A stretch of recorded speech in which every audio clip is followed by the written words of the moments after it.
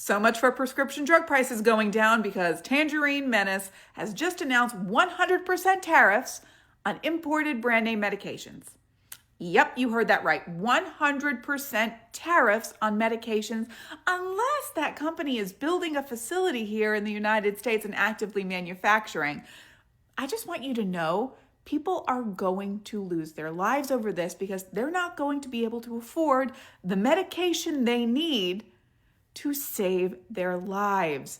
And we, the United States, import medications, brand name medications from countries like Australia, the EU, India. And by the way, the EU was the first to say, hey, remember that trade deal we made with you? We capped tariffs on prescriptions. But apparently, Trumpelstiltskin doesn't really care about that. No, not at all. So much for his campaign promise of lowering drug prices, because now Americans are going to have to face the decision, do I put food on the table? Do I pay my mortgage? Or do I take the medication I need to live a good life or to stay alive? And this is starting October 1st. She's not exaggerating. People will lose their lives over this. And that's not emotion talking. That's just what happens when you slap 100% tariffs on medication that keeps people alive. Think about what that means practically. Your monthly prescription that costs $200, now it's $400. Your cancer treatment, your heart meds, your kid's inhaler, doubled overnight. And the only way out is if the company builds a whole manufacturing facility in the US, which takes years. And the EU already had a trade deal that capped prescription tariffs, an actual signed agreement, and it got tossed in the trash like a receipt you don't need anymore. So much for the art of the deal, more like the art of making sick people choose between their medicine and their mortgage. The campaign promise was lower drug prices, remember that? Because this is the exact opposite of that. Donald J. Trump, man. What's one of your biggest issues? Probably going to be inflation, because I sell T-shirts. Your T-shirts are made in the USA? No, my blanks, no. See, that's the thing Trump's talking about. If we tax them, hit tariffs, the same item they're making over there will cost the same to make over here. We pay the tariffs. Well, the companies pay the tariffs, not us. China doesn't pay the tariffs. We do when they come in. No, it doesn't work like that. Like if I'm buying 1,000 shirts from China and there's a tariff on it, I'm paying the tariff. No, whoever's getting it imported in is going to pay the tariff. Jolly. So I'm trying to explain. Who pays the tariff? They're paying the tariff. Do you think that? You believe that? I sell you something for $10, right? You're going to sell it to him for $20. Exactly. But then I make you pay me $15 for it. Are you still going to sell it to him for $20? Am I going to sell it to him for $20? If I raise the price $5? Oh, it's going to have to go up. Right. So yeah, the consumer foots the bill. Man, watching this dude explain tariffs to his friend using his own t-shirt business is the most effective economics lesson I've seen all year. No jargon, no graphs, just I buy it for 10, now I pay 15, so you're paying more. Done. That's the whole thing. And the other guy's face when it finally clicks? Priceless, because he's been walking around genuinely believing that China just writes a check when tariffs hit, like some kind of international Venmo payment. Bro, that is not how any of this works.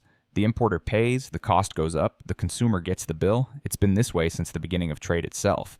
But somehow millions of people got convinced that tariffs are a punishment for other countries when it's literally a tax on your purchases. This man sells shirts for a living and understands the economy better than half the people that's making policy. Let that sink in.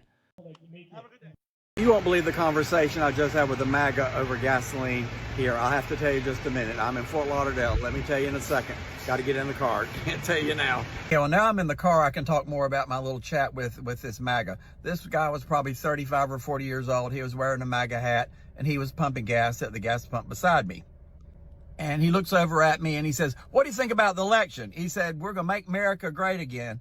And then he goes, these gas prices, he said, they are way, way, way too high under Biden. It's all Biden's fault. He says, you know, Trump is going to cut gas prices in half. I said, he is. I said, well, how is he going to do that? Do you know what plans or what action is Trump going to take to do that? And he's kind of stuttering and kind of, well, you know, he doesn't know. I said, you know, will these tariffs on Canada and Mexico, where we get 63% of our oil imports, so 25%, will that help lower gas prices? I said, what do you think? And he kind of looked at me like, what? And I said, you know that those tariffs, Canada and Mexico don't pay. The importing country pays, and those costs are passed on to you and me. And he kind of looked at me like, what? Then he goes, well, he's going to drill. I said, he is. Well, I said, I believe the U.S. oil production right now is at an all-time record.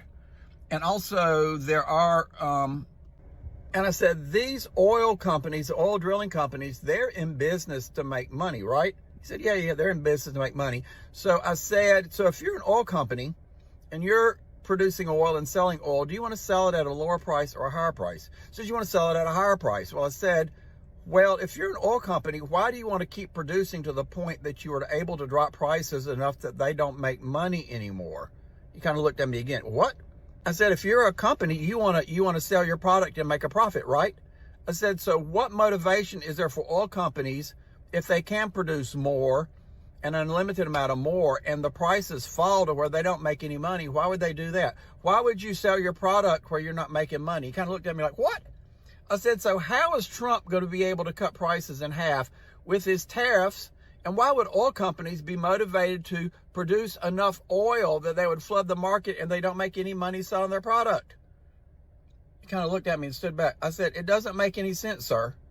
I said, and by the way, the president doesn't control oil prices or prices of anything else. Those are the private companies that raise or lower those prices, and these tariffs will raise prices on your oil. I said, I hope you have a great day and you enjoy those half-price oil prices when they come about, but you keep on believing that, you know, not going to happen. Another burned out light bulb that believes the orange Jesus. I need this gas station conversation framed and hung in a museum because this man just performed surgery on every single talking point about gas prices while standing next to a fuel pump, and the MAGA bro just stood there like his brain was buffering, drill baby drill. Okay, cool, sounds great on a hat, but here's the 5-second version of why it's nonsense. Oil companies are businesses, they exist to make money. If they drill so much that prices crash below their costs, they stop drilling. Why would any company sell their product at a loss? They wouldn't. And then the tariff part, 63% of oil imports come from Canada and Mexico. You put 25% tariffs on that, and somehow gas gets cheaper? In what math class does paying more equal spending less? The guy at the pump had zero answers, not one. Just that blank stare of a man whose entire worldview got dismantled between the premium and regular buttons. They don't think any of this out. It doesn't make any sense. Why would the oil companies produce oil to the point that they don't make any money? And how are tariffs on foreign countries that import 63% of our oil going to lower our gas prices? They don't. None of it makes sense. They don't think any of it out logically. If it comes out of the orange Jesus's mouth, these burned out light bulbs believe whatever they say. Love to hear from my Democrats, my MAGAs, my crazies, and my cuckoos. They have no ability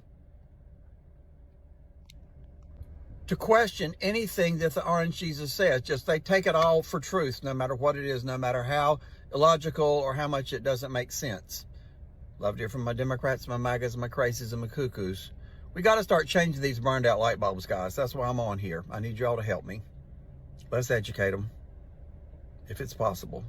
So let me get this straight. Donald Trump and the MAGA regime told us that Trump's tariffs would bring in trillions of dollars to our country and that he would abolish the income tax because the tariffs would be so successful. He threatened the entire world with blanket, unrealistic tariffs to try and scare other countries into negotiating deals. They told us over 75 countries were begging Trump on the phone to make a deal. And Trump reversed his own tariffs again while getting nothing out of his threats because he realized he was destroying our economy and plunging us into a recession. Other countries weren't buying it. But in order to play hardball with China, Trump left extremely high tariffs on China to create the illusion that Trump was owning China and isolating them from the rest of the world. He told us that tariffs would bring all U.S. manufacturing jobs back to American soil. And now on this frustrated Wednesday morning for Trump, he's made it clear he's going to walk away from tariffs again, possibly altogether, telling the media that instead of 145% tariffs on China, he's going to do something much smaller. Try to call Trump's bluff, China, because you did.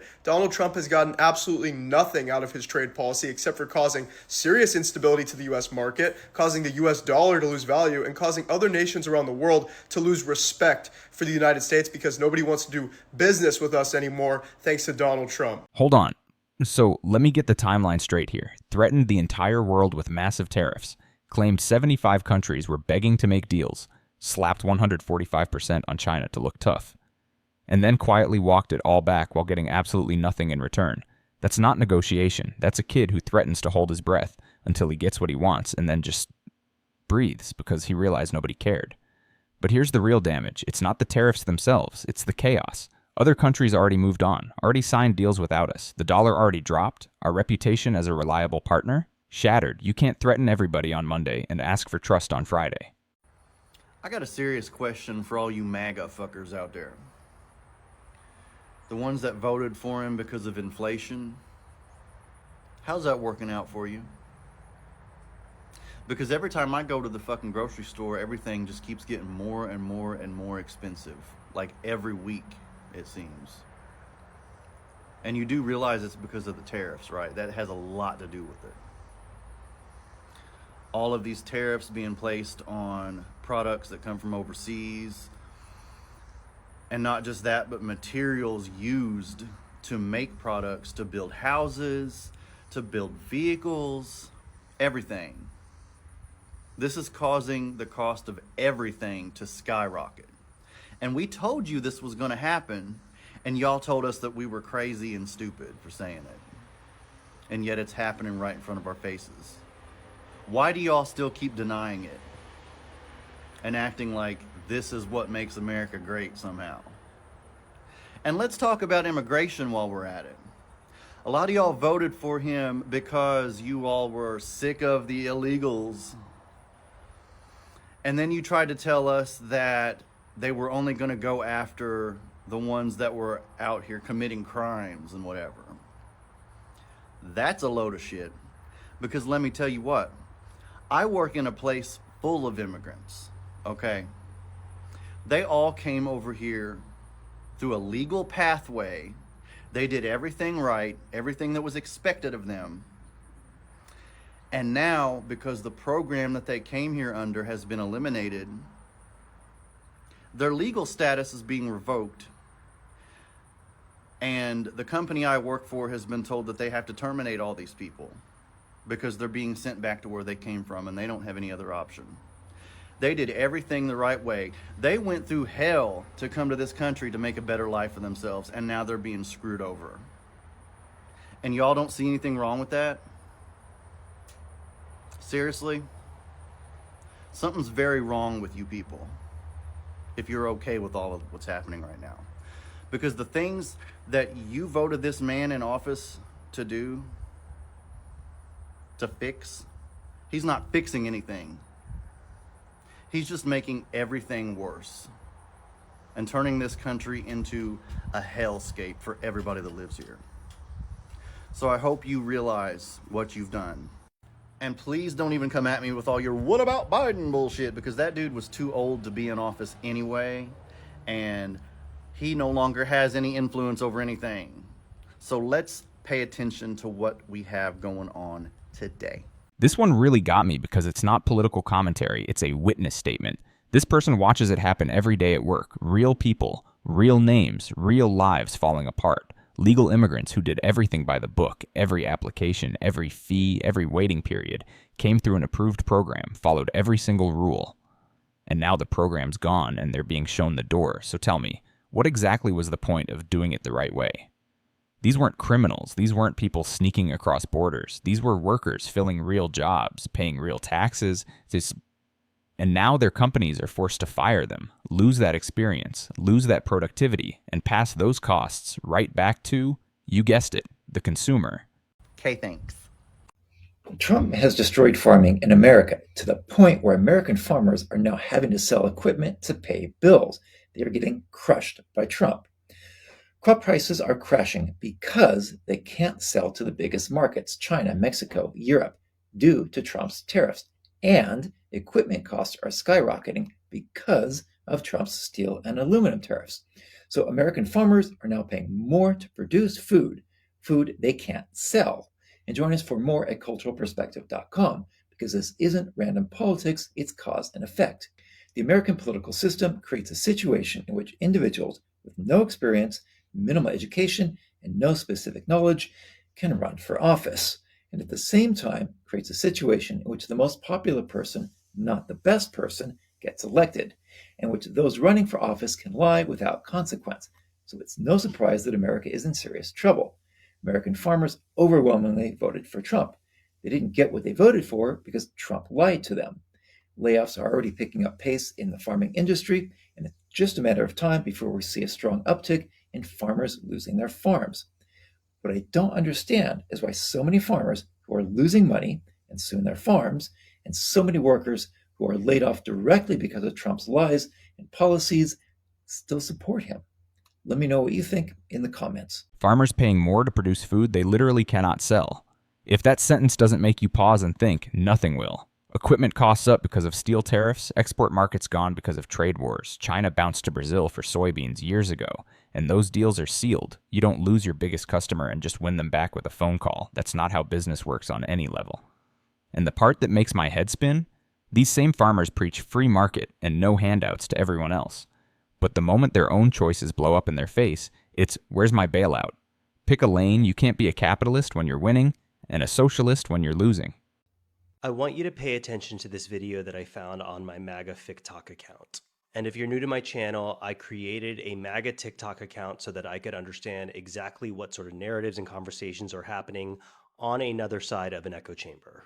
Honda is moving production of their new Civic to Indiana rather than Mexico, specifically because of Donald Trump's tariffs. This is according to Reuters. This video is so important for you to understand because it is something where they are taking information and creating a false positive from it. If you were to look at this video and you were to only just look at the headline and just listen to what this creator is saying, you would start to believe that the tariffs that Donald Trump is implementing are overall making some sort of gigantic change that is going to ultimately benefit the American people. But there's a lot of problems with this video and with the way that this creator is presenting it. It's about 210,000 Civics manufactured in the United States every single year. Remember when they told you that Donald Trump was a lunatic and that his tariffs were just going to harm the American worker? Yeah, that's a lot of new jobs. On paper, if you were just to listen to this video, it sounds great. It sounds like Trump's tariffs are working. It sounds like he's doing exactly what he said he was going to do, which he is going to bring back manufacturing to the United States, and that he is creating brand new opportunities for domestic manufacturing. Here's the problem with it, though. If you just do about 5 minutes of research, you'll see a couple important things. Number one, the manufacturing was not supposed to start until 2028. Number two, the manufacturing will happen in an existing factory that Honda already owns in Greensburg, Indiana, where they already produce vehicles. But the most important thing is that you are not paying attention to the very, very real and actual reason why Honda was exploring this in the first place. What a lot of people are forgetting, and the comments in this video are very, very much just excitement, just promises made, promises kept, just America will finally be great again. What they are forgetting and what they are not actually comprehending or stopping to think about is, why did Honda in the first place decide to move manufacturing from Greensburg, Indiana to Mexico? And the answer is that if they produce that vehicle domestically, they are not able to price it more competitively compared to other vehicles that are manufactured outside of the United States. I have said repeatedly on my channel that I actually am for domestic manufacturing to be able to create jobs in the United States. At the same time, I have said repeatedly that there is no way that the cost of goods will be cheaper if the products are manufactured in the United States. So what you have here is situations where people are very, very much celebrating the fact that manufacturing will come back to the United States without realizing that the cost of that vehicle to be sold to the US consumer will now be 25% higher than it would have been if it would have been manufactured in Mexico. There is not a single comment in this video that talks about the fact that the cost of this vehicle will now be more expensive.